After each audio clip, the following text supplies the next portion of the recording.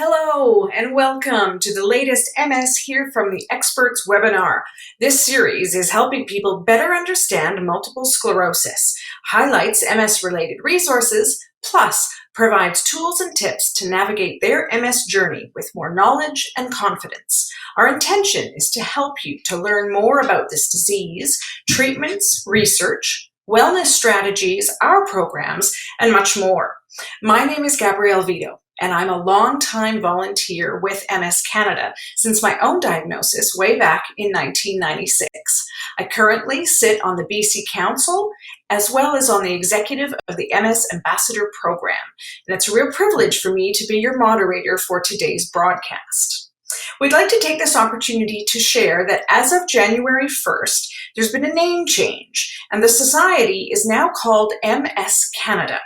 Under this new name, we will continue to fulfill the mission of the MS Society of Canada and the MS Scientific Research Foundation, building upon our 75-year history of supporting the MS community and funding the most promising research.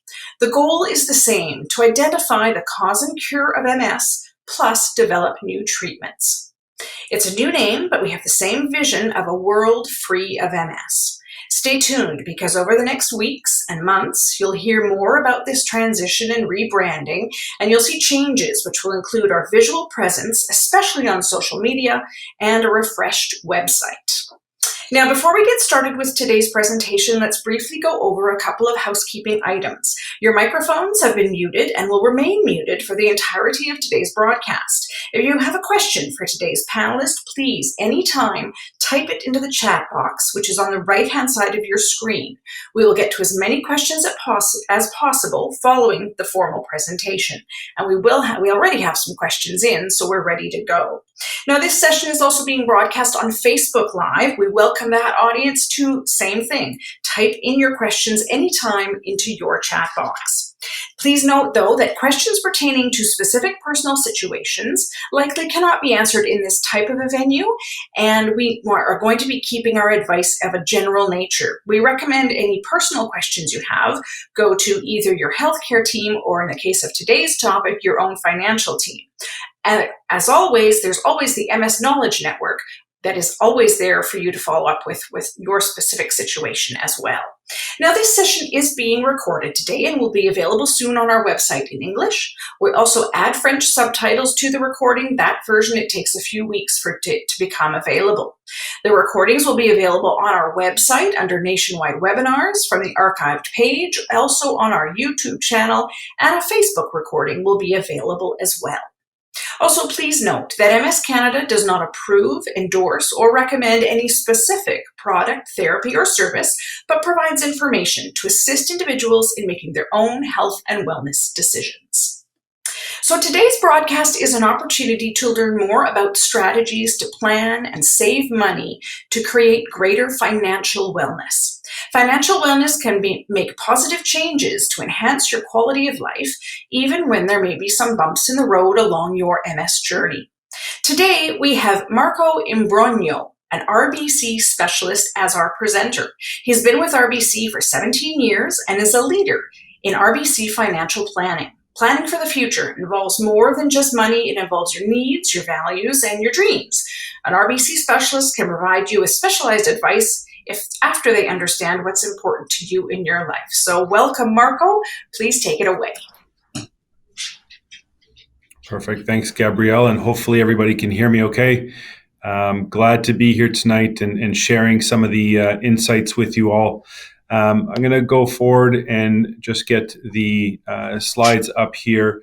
As you can see from the title of the slide here, it's a plan to your financial future. And so this is really designed for you to take control of your financial future and make sure that you understand the direction that you're going, and if you need to make any changes to that direction, you've got the time to be able to do that.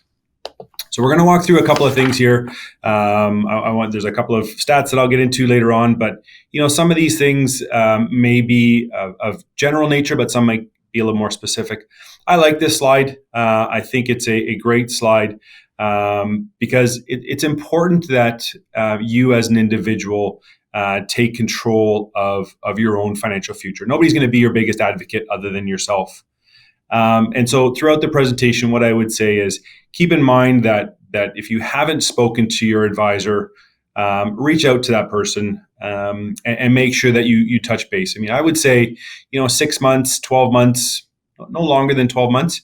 But in the meantime, if there's any personal financial changes that have happened in your life, any significant changes that you've gone through, can't hurt to send them an email and say, hey, this is what's going on. How does it affect me? And be engaged in the process. Ask questions, learn. An informed investor, an informed individual is a better investor. And again, taking that control so that you can plan out what your financial future looks like. I like this slide. I've used this for a long time. And there are a couple of key dates that I like to focus in on, ones that are sort of close to memory. And if we kind of bottom right-hand corner and kind of work up from there, obviously we've got the coronavirus outbreak in 2020.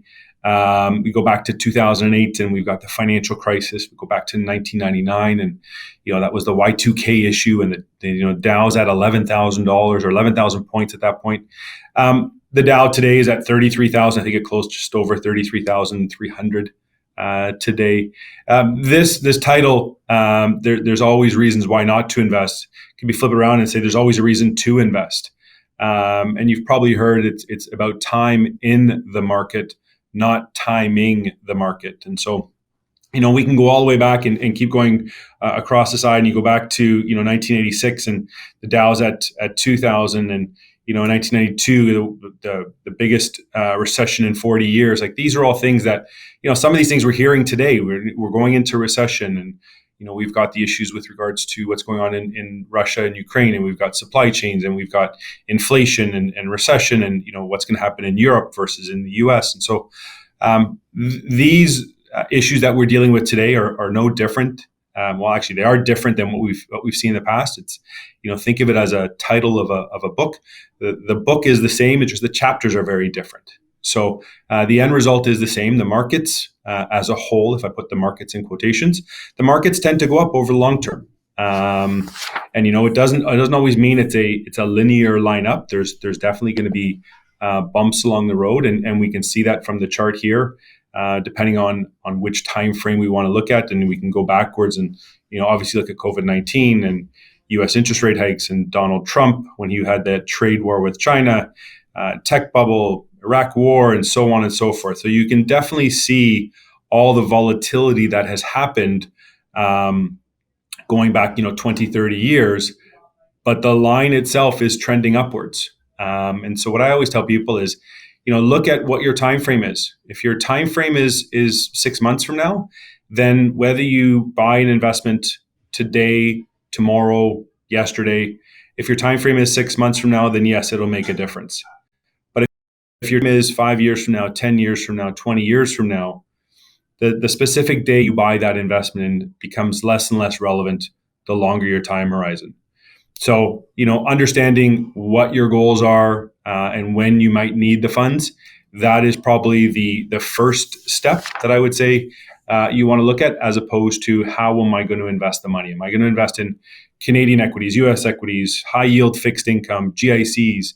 I think that's the secondary part. So you always want to look at where do I want to be in the future, and then kind of work backwards from there to build out your plan.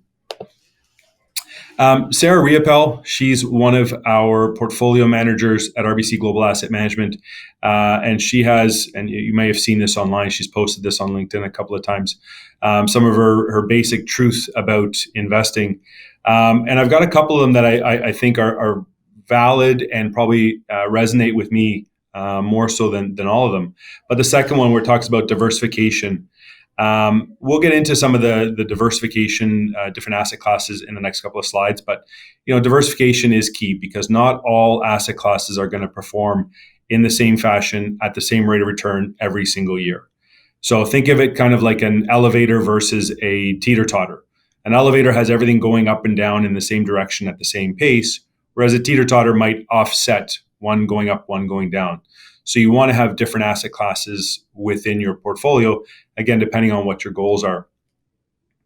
Market uncertainty. So point number 4, market uncertainty does not go away. That is one thing that we've seen, I would say probably more so in the last 3 years. We're seeing a lot of volatility in the markets, both up and down. I mean, if we rewind 3 years ago and right in the heart of the beginning of COVID, and thinking that the world was coming to a stop, and and there was no global travel, there was no people weren't communicating with each other. We were all sitting in our houses and washing our groceries when we brought them home and things like that. And this uncertainty as to what happens, and then 2-3 years later, the markets seem to be doing better, and we're starting to open up, and people are starting to travel again.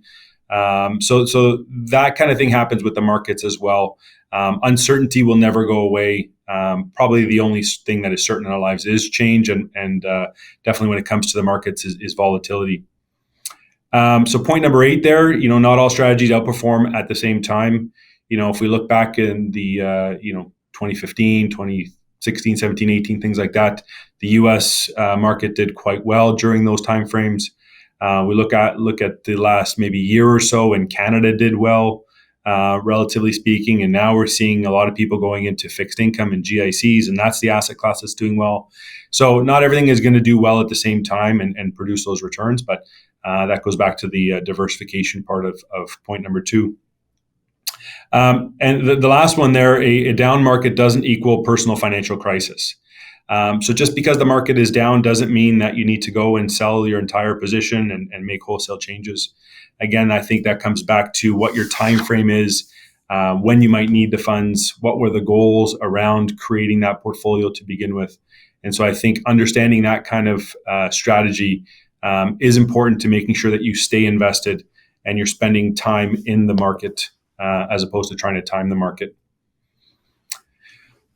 Here's a good slide that talks about getting started early, and we've got 2 investors there, first line and then the second line. And the first one starts. First investor is 20 years old and starts with $200 a month and does that for 40 years. And then the second investor does $400 a month but starts at age 40, so doubles the amount. And both of these are at a 4% rate of return, and you can see there's a big difference of about $86,000 for that person that started earlier, because the compounding effect starts to kick in. And if you make 4% on $100 or 4% on $1,000 or 4% on $10,000, it starts to add up and starts to be beneficial. And you'll see, I think it's on the next slide. Let's move over to that one. So here's where those dollar amounts really start to come into play for an investor. So we have a couple of different time frames down the left-hand side and a couple of different dollar amounts going across the top. And you can see whether it's $50 or $500, that math really starts to add up. And what I usually tell people is I don't care how much somebody invests. If they want to invest $25 or $50 or $100, it doesn't really matter. I think it's just important that somebody starts to invest. And what I also say is, when you're talking about your cash flow, and let's say you've done a little bit of a cash flow analysis for yourself, and you said, based on what my income is, based on what my cash flow is, I think I can save that. Let's go with the $250 a month. I can do $250 a month. What I would say with that is, maybe you start with 100, or maybe start with 150 instead of the 250. The reason that I say that is I'm a big analogy fan. I like using analogies for different things, and think of it like driving a car for the first time. If the first time you get into the car is Friday night, 4:00, busiest highway in Ontario, that's the 401. But if we think of 401, 4:00 on a Friday of a long weekend, that's a scary place to be if that's the first time you get into the car. And so my guess would be, if you did that, you're not getting into the car again anytime soon. But if you start driving that car on a highway, on a main road, and you're doing 30 and then 40 and then 50, and you kind of get more comfortable with it, you'll always go and drive faster and get more comfortable in different roads. The same thing when it comes to investing. If you start with a smaller dollar amount, it's easier to increase that savings. If you start with 50 and then you move to 100 and then you move to 250, it's easier to do that. And I think a majority of people will start to increase their savings. If you start at $500 and you can't afford that, a couple months later, you just probably will stop and go to zero. So I'd rather somebody start with a lower dollar amount and let them continue to do it and continue to grow that savings, as opposed to going too far too quickly. This is what we would call sort of a diversification quilt. And it talks about different asset classes and which one performed best in different timeframes. We don't obviously have 2022 in there. It's one we should add on there. But if you go back to 2021 and you look at different timeframes, whether it's the US equities, emerging market equities, Canadian equities, fixed income, at any point in time, any one of these asset classes could outperform. And if we think of right now, I mean, GICs are an asset class where people are allocating funds to right now, where traditionally when they were 1% or under 1%, people weren't doing them. Now they're a little higher rates of return and people are taking a little bit more of their money and putting it into GICs. Is that the right thing to do going forward? Hard to say. For some people, it is the right solution. For others, it might not be. Some people may want to look at it and say, I want to be as tax efficient as possible. So maybe I buy Canadian equities or US equities or international equities, knowing that in doing that, maybe you're taking more risk than you are in buying a GIC, but the tax efficiency part of it is maybe more important to that person than the safety of the principal. So again, this is where that, if I go back to the analogy of the teeter-totter, this is where that really comes into play in making sure that you have different asset classes, because different ones will produce different returns at different times, and not one of them is going to give you all the best returns every single year. So I'm going to switch gears here a little bit. We're trying to get as much information out to you as possible. So I'm going to switch gears and talk a little bit about RSPs and TFSAs. So the tax-free savings account, it's an interesting product. We should almost eliminate the word savings in there, because when we see TFSA or tax-free savings account, people think it's like a bank account and it's a savings account, where it could be, but it could also be more of a tax-free investment account. So you can invest the funds that are in that account. And depending on how you want to structure your overall portfolio, some people may say, I want my TFSA to hold all of my interest-bearing investments, which are my tax-heavy investments. I want my tax-heavy investments inside a tax-free account, understanding that maybe the rates of return might be a little lower, whereas other people might say, I want to turn my $50,000 TFSA into $500,000. I want it to grow as much as possible. So everybody's going to use it for different reasons.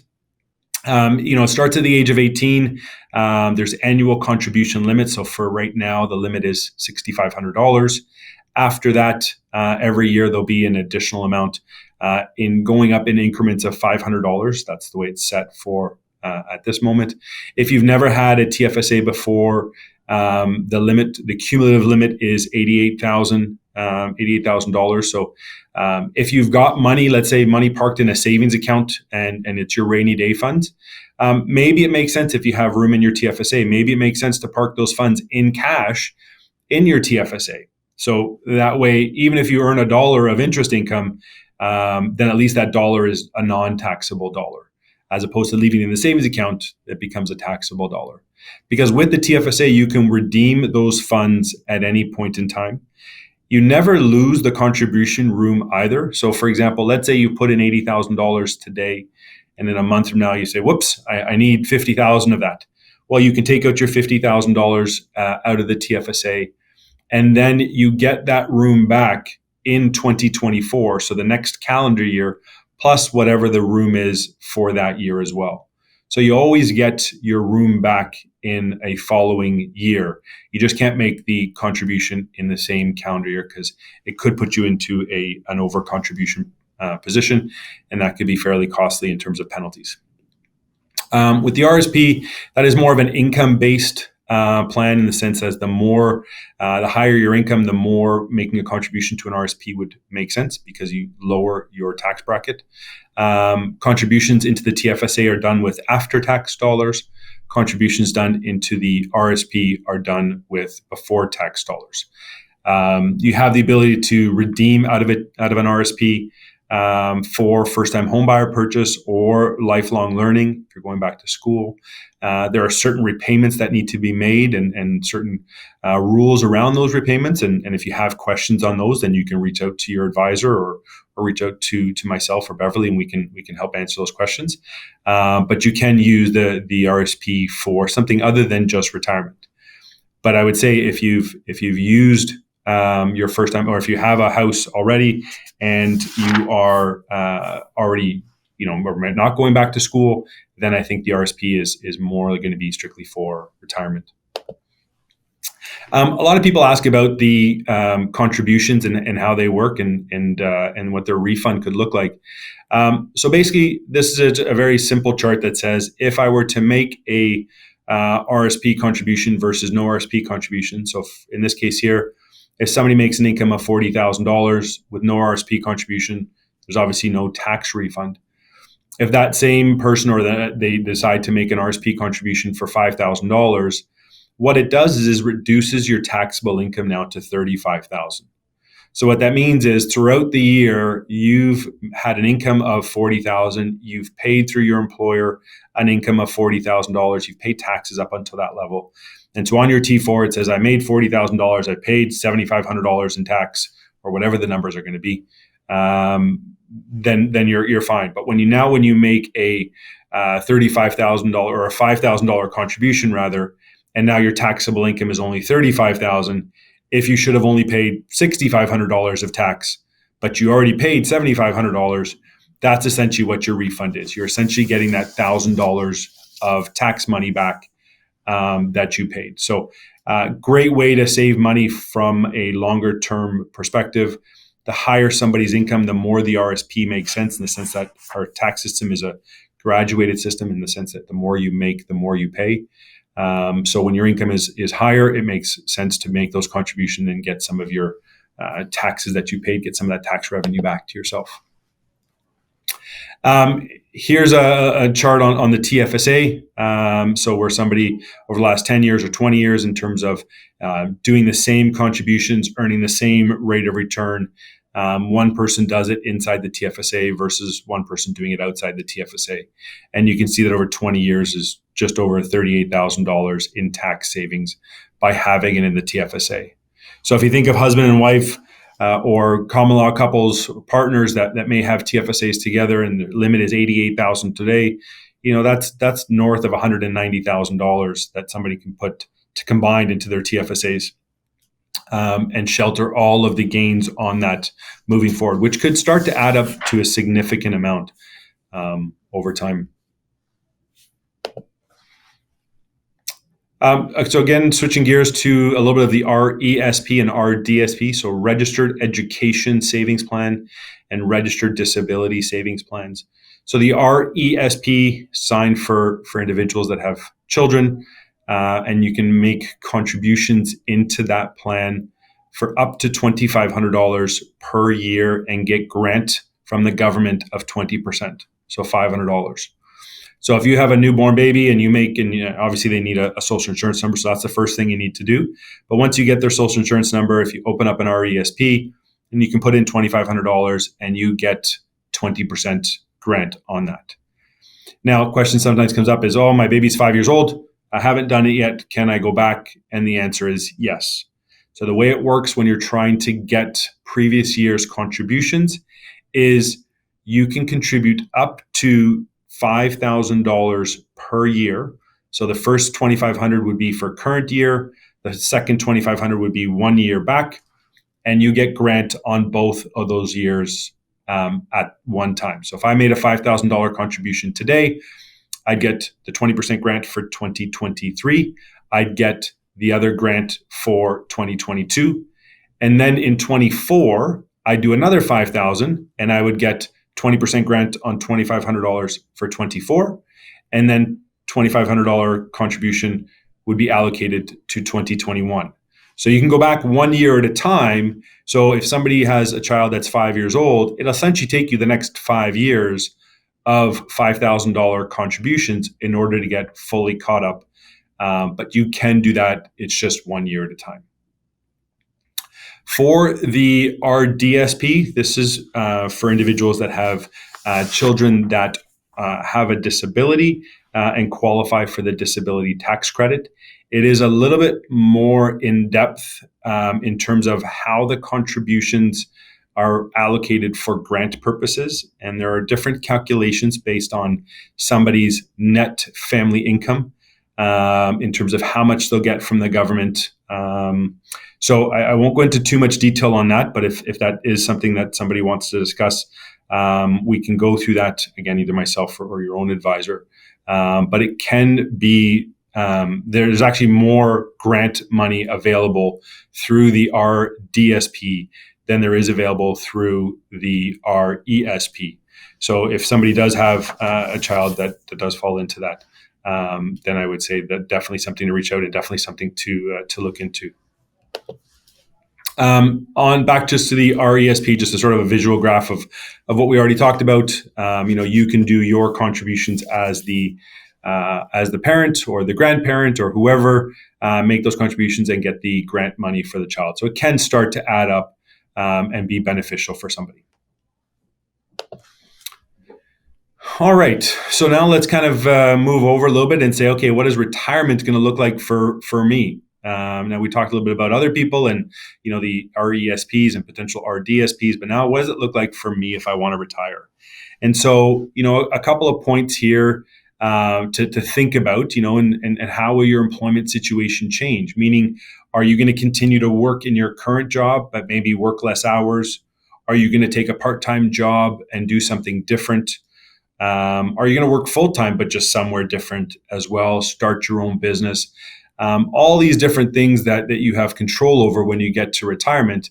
If you've done a lot of the planning ahead of time, this should be an easy answer once you get to that point. But if you haven't, then you may sort of start to struggle with, what is that going to look like when the alarm doesn't go off on Monday morning at 7:30 in the morning or 7 o'clock in the morning? Because remember, you've got to fill up 40 hours or 45 hours, depending on what your work week looks like.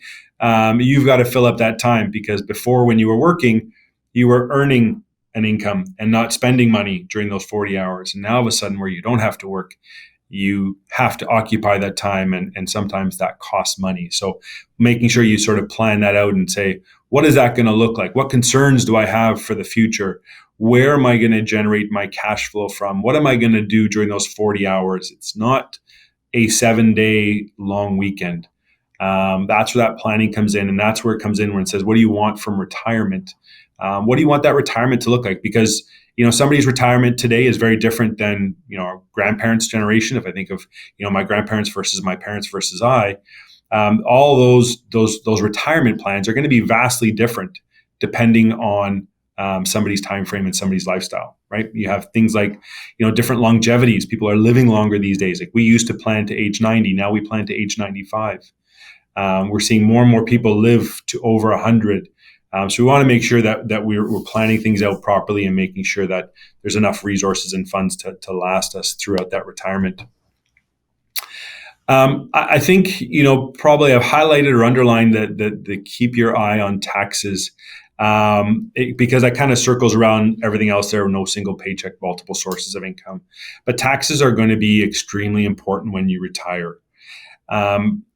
There are a couple strategies when we talk about retirement income planning and pension income splitting and things like that can help reduce somebody's tax bill. But if we think about, if I'm 65 right now, then there's not much I can do to change my situation. But if I'm 40 years old, then I've got, essentially 25 years to make adjustments. And if I'm speaking with somebody and they say, I've got $500,000 sitting in a savings account, and I say, well, I've got $1 million in an RSP.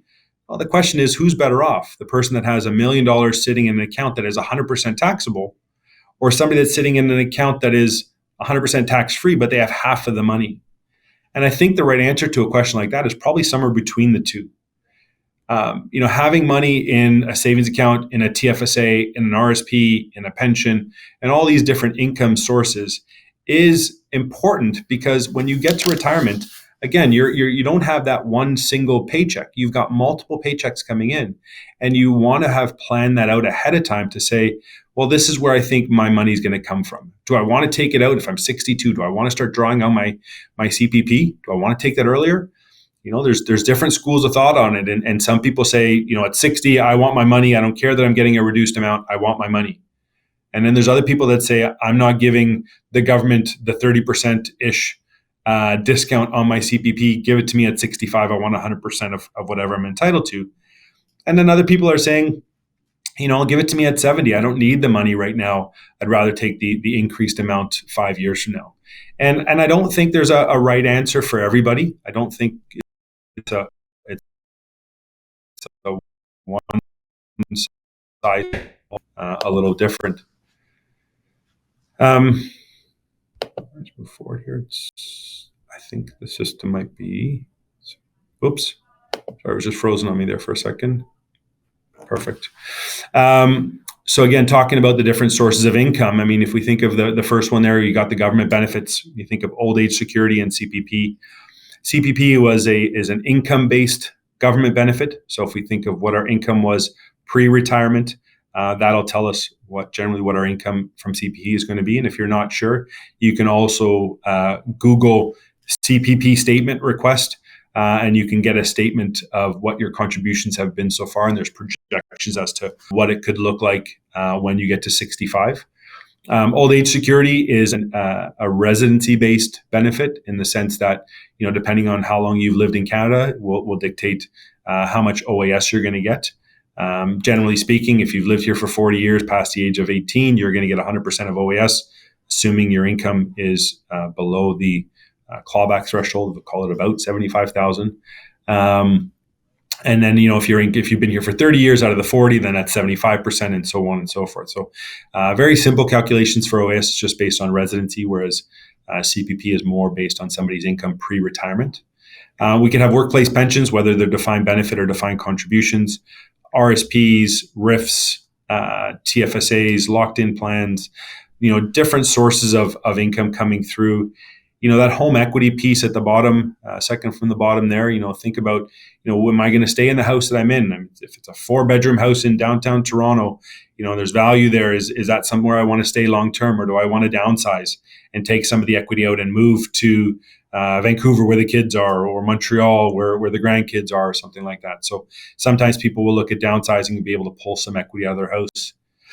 Business interests, if you've got holding companies, real estate companies, things like that, how do you wind those down and be able to pull out the equity out of those companies to be able to fund your retirement? Real estate is one of those things where you look at it and say, if you have the conversation with parents or grandparents or even kids, if you're the one holding the real estate, some people may not want to hold the real estate. So if I think of, let's say my parents' generation, if they hold multiple properties and they say, I want to pass this down to my kids, and the kids don't want those properties, maybe having that discussion ahead of time to make sure that the kids that are going to inherit those properties is something they want to do. And if that's a holding company, how do you wind that down so that the parents can get their funds out of there and fund their retirement goals in the most efficient way possible, but also protect some of the estate planning components when it comes to transitioning that to the kids afterwards. This is an interesting slide. The title, how much do I need to save? And I think there's a big question mark at the end of that. I'd like to kind of expand that question mark because I really think it depends. It depends on what somebody's cash flow needs are. It depends on how they want to live their retirement. I don't think very many of us are going to sit on the couch and highlight the TV guide. But I think we're going to have vastly different retirements and vastly different income needs when we get to retirement. And that goes back to some of my conversations earlier, kind of point A and point B. Are you going, again, in Toronto, so I'll use a Toronto analogy. Am I going towards Montreal, or am I going towards, Niagara Falls or Buffalo? Two very different directions. They're going in the opposite direction.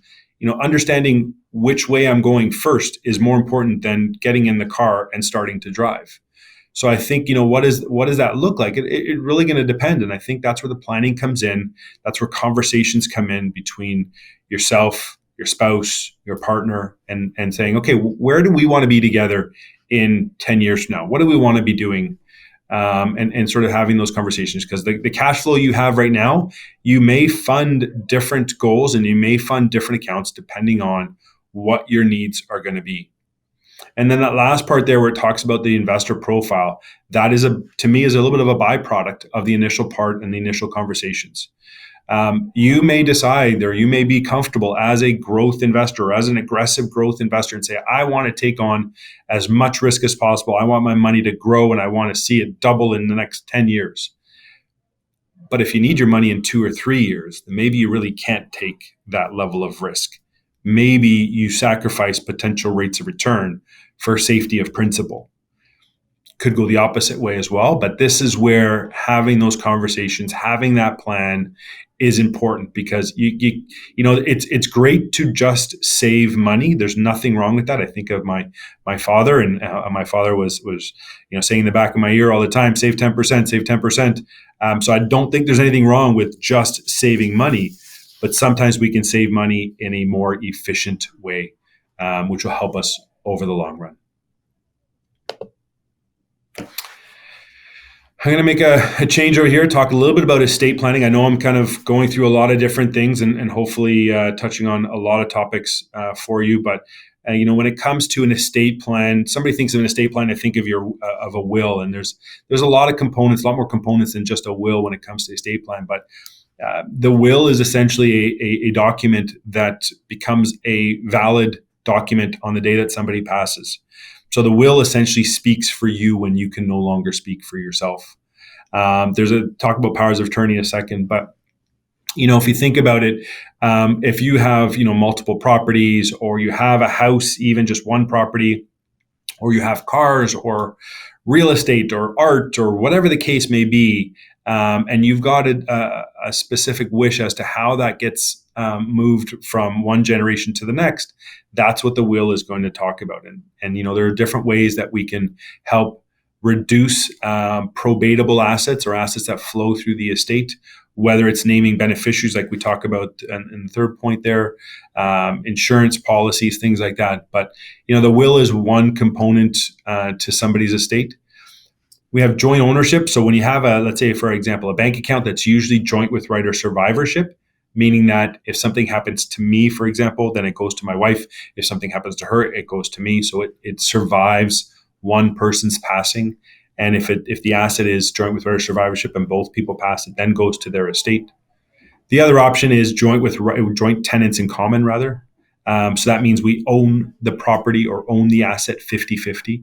So that's more of a business venture. So for example, if I went into business with a friend and we wanted to buy a property, a real estate property or something like that, and we both put in $100,000, then I want my 100 to go back to my estate. They want their 100 to go to their estate. We would probably own that property joint with tenants in common. Naming beneficiaries, I think most of us are probably familiar with naming a beneficiary to an RSP or something like that. But if I think specifically about a tax-free savings account, so a TFSA, there's something that is called a successor, and a successor can only be a spouse or common law partner. What that basically means is if we assign two people as a successor, and if I assign my wife as the successor, if both of our TFSAs are $80,000, then if something happens to me, my $80,000 TFSA goes to her TFSA, and now her TFSA is $160,000. If we name each other as beneficiaries, she will get the funds, but she can't necessarily put them all into her TFSA because now it's affected her room and she's close to her cap. So I would say if you've got a spouse or common law partner, you want to check to see if they are listed as a successor on a beneficiary on that TFSA, because it could make a big difference later on. Power of attorney, living, breathing documents, valid documents while you're alive. And there's two types. There's personal care and financial. So easy to understand. Personal care says, I'm in the hospital, I need something to be done. Somebody has the right to be able to talk to the doctors and make decisions for me. Financial basically says they can do all the financing, pay the bills, sell property, sell assets, things like that. So those are valid while somebody's alive. On the day that they pass, those become null and void, and the will kicks in and becomes a legally binding document for that. Insurance, we talk a little bit about insurance, and insurance is designed to protect an estate, generally speaking, not create an estate. So the majority of people wouldn't get a policy, an insurance policy, to increase the value of their estate. They would probably get an insurance policy to protect any liability. So for example, a mortgage, they would get a policy to protect the mortgage. They get a policy to help with any future tax liabilities and things like that. But an insurance could play a key component to somebody's overall estate plan. And then when we get into trusts and we think of, specifically the biggest thing when it comes to trust is minor children. So if you have a minor child and you're creating your will, you're likely going to have a trust in there for somebody who's going to be the guardian of your child. So somebody's going to take care of them, and then you might have a trustee as to who's going to manage the assets that are going to be transferred down to them. So sometimes that's the same person, sometimes it's two different people. But a trust could come into play when there's minor children. If there's no minor children, it's probably not something that's in the plan until we start to get to, extremely wealthy people will start to build trust into their estate plan afterwards. When we think of now, if I think of a sort of an overall financial plan, and we've talked about a lot of these points during the presentation. One thing I didn't talk too much on is investment planning, because I think if you do a lot of the other things right, the investment piece just tends to find itself. I always like to say that that's probably the easiest part of my job, is finding an investment to fit a goal. If we haven't figured out what the goal is and we haven't figured out what we're trying to achieve, then finding an investment is very difficult. So I always like to start with the goals-based approach, figure out where we're trying to achieve first, and then work backwards from there. Borrowing and debt management. So that's talking about your credit facilities, cash flow, understanding how much money you have available to save to different goals. All of these are important pieces of somebody's financial plan. And I think you need to be having the conversation around all of them to make sure that all of it is built together for you and everything is kind of pushing in the right direction for you. Because what you don't want is two different things kind of pulling things apart and then making it very difficult for you to meet those longer term goals.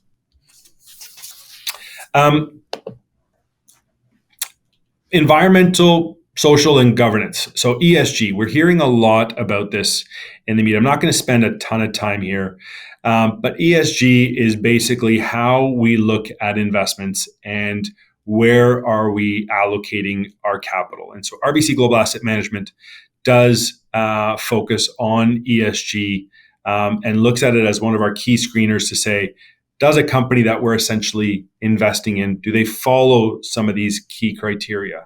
And what I mean by follow, I'm not saying do they, have bribery and corruption under governments. I'm saying, do they not have that? Is there an issue there that we have to be aware of? So they look at these categories and say, is there anything here that we need to be aware of? Is there any reason why we shouldn't allocate capital here? Things like that. And so that's our first level of screening for all of our investments. And it's a pretty important thing, especially in today's day and age and today's world and how fast things are changing, to make sure that we are focusing on some important key criteria for individuals and for investors as a whole. And then we have the option to get a little deeper, and now we have what we call socially responsible screens. So the ESG is our first level of screening, and then we have investments that follow an SRI strategy, where we start to now exclude even more things. So if you think of it kind of like a funnel, we're starting to narrow that funnel down as low as possible to make it as narrow as possible and excluding a lot more things. Not everybody is focused on the SRI side of investing, but for those individuals that want to make sure that their funds are not allocated into certain areas, then we have options to make that happen for somebody. So that's on the investment planning piece, and to sort of tie it all together, we do have a platform that is available to clients. It's called My Advisor. And My Advisor is financial planning, essentially. If I were to break it down, that's essentially what it is. It allows you to take control of your financial plan.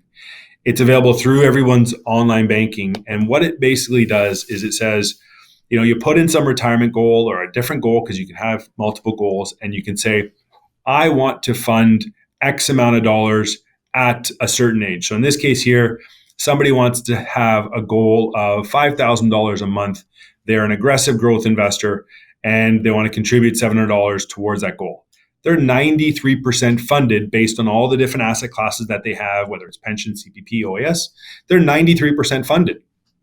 So they're at $4,600 of that $5,000 goal. But if they were to change that goal and say, you know what, maybe I don't want 5, maybe I want 6, well, then that 93 will drop to 81 or 74 or whatever that number is going to be. Or if you say, you know what, maybe I don't need 5,000, maybe I only need 4,000. Well, now all of a sudden you're 100% funded, and maybe you don't need to save the $700 a month. Maybe you only need to save $500 a month. So it allows you to take control of what your future is going to look like and start to plan that out and say, here's what my goal is, here's what I have now, and how do I bridge the gap between the two of them? So that's what my advisor will help you do. You can Google it. Anybody that's an RBC client, it's already available in your online banking. You can go there directly and see it. And then for those that are not, if you have questions, again, you can reach out to any one of us. There's my contact details at the bottom there. And if anybody wants to again, reach out to me, I'm in Ontario. And if you need help with somebody more local, if you're outside the province, I can introduce you to somebody in your respective provinces. So I'll turn it back over to Gabrielle now and see if I know there was a couple of questions that had already come in, but see if anything else has come in. We can answer those now together. Marco, thank you so much. You've given us a lot to think about, really, really important stuff. And we really thank you for your expertise. You're right, it is time for questions.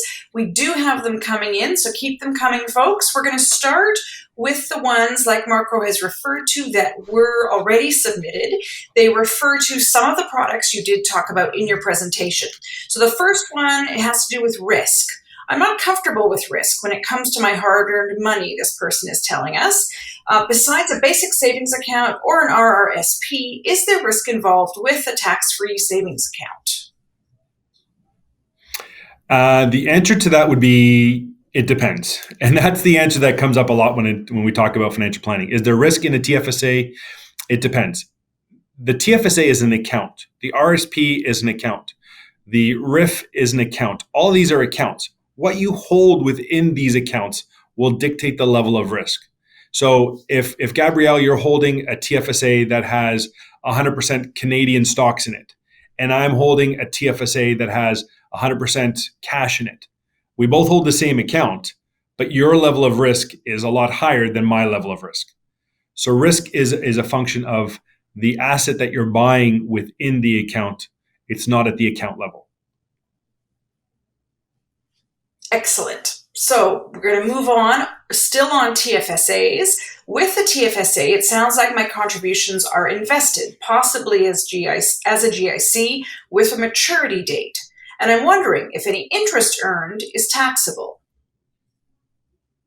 No, by virtue of the name, it's tax-free. So if you bought a GIC, you put in $5,000, it makes 1%, it makes $50. That $50 is non-taxable. So this goes back to what I was saying when if you've got cash that's sitting in a savings account and it's going to earn you $1 or $50 inside that cash account, and you could then just put that into the TFSA and earn that same $50 inside the TFSA. The TFSA $50 is tax-free. The outside the TFSA $50 is taxable. So any money that you've got that can get into the TFSA, whether it stays in cash, whether you buy a GIC, whether you buy a balance fund, whether you buy Canadian equities, US equities, whatever, you should always have your TFSA topped up as much as possible, with the only caveat being any money you generally need in the next 12 months, it's easier just to keep that outside the TFSA, just from a cash flow perspective. But any money that is longer than 12 months, I would have that in the TFSA, whether it stays in cash or gets invested into something else. Thank you. All right, the next product I'm going to move on to, we have a couple of questions about the Registered Disability Savings Plan, because of course within the MS community, that is of great interest. So the first question is from someone who's never heard of it before, and they're wondering, where do we go? Where do they go to get one? So any bank, and I'm just going to grab out the sheet of paper that had the exact information in case anybody's going to ask me for the exact numbers. I'll have that ready. But any institution, any financial institution should be able to create a TFSA for you. Sorry, an RDSP for you. It is no different than a TFSA or an RSP in terms of our account opening. It's just making sure that the individual with the disability qualifies for the disability tax credit, Canadian citizen, has a SIN, things like that. But if all that ticks off all those boxes, then they can walk into their respective financial institution, and I would say 99.9% of the time they should be able to open it up directly with them. Excellent.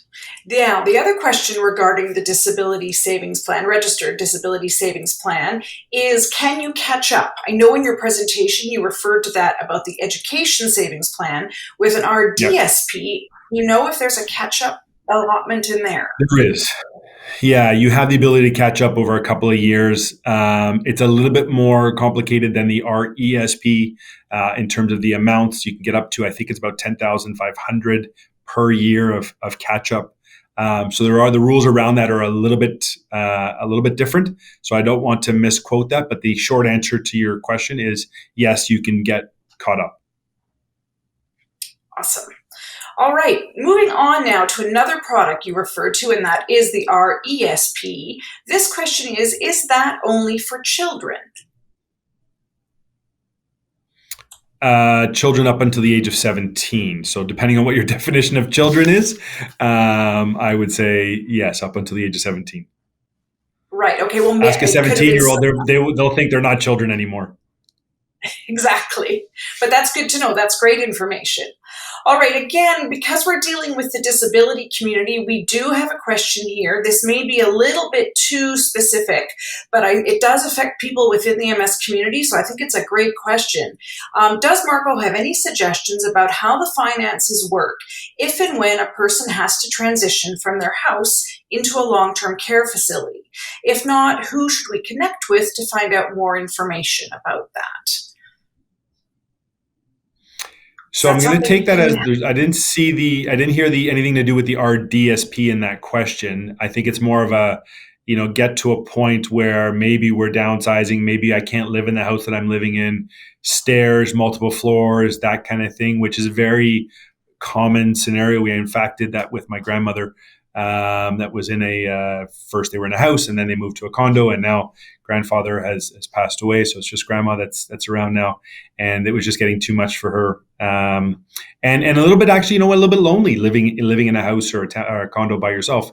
And so we've now moved her to a retirement home, and honestly, I've never seen her happier. She is living the dream there. She's got friends, she does dance lessons, they do singing and painting and things like that. So I think everybody's situation is going to be a little different into what to do in that case. But it is very common where people are, and it usually happens when one elderly grandparent or parent passes away. That's usually when you'll downsize and you'll see something like that happen. But it is becoming more and more common. Absolutely. And I think that one slide you showed about all the various things to keep in mind when you're estate planning, those living documents that apply while we're all still alive and the ones that kick in upon death, but those all become really, really crucial when people have to make housing changes because of disability or infirmity or age or whatever it may be, like you said, whatever their specific situation is. But that really struck a chord with me, that it's really important to try and get all that in, all your ducks in a row before you get to that point in life. Alrighty, Exactly. let me take a look here at our questions. Oh dear, this question when it came in made me giggle.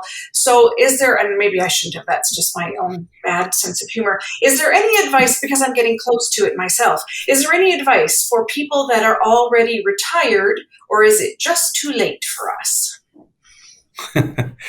It's never too late. And I mean that with a little tongue in cheek, but in all sincerity, it's never too late. Because, if somebody, and people talk about retirement and they talk about what my time horizon is going to be, and they say, you know what, I'm 50 years old, my time horizon is 15 years because I'm going to retire at 65.